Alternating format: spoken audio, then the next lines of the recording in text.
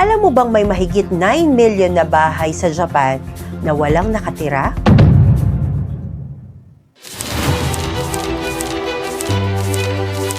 Oo, hindi yan typo. 9 million. Sa Japan, may tawag dito, akiya. Mga bahay na iniwan, pinabayaan, o walang nagmana. Bakit nga ba?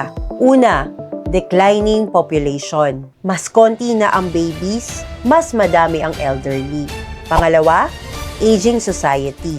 Kapag namatay na ang may-ari at ayaw tumira ng anak doon, iniiwan na lang ang bahay. Pangatlo, culture sa Japan. Dito, mas mahalaga ang lupa kaysa sa bahay. Kapag luma ang bahay, mas gusto nilang gibain. At alam mo ba na may mga bahay dito na libre or mga 100,000 to 500,000 lang? Pero may catch. Mahal ang renovation. Walang malapit na trabaho. Hindi lahat pwede sa foreigners. May taxes at maintenance. So, hindi siya easy dream house. Kaya kahit may housing shortage sa cities tulad ng Tokyo, hindi basta-basta solusyon ang akiya. Kasi ang problema, wala sa tamang lugar ang mga bahay. Sa Japan, makikita mo talaga ang epekto ng aging population, lifestyle changes, at modern society.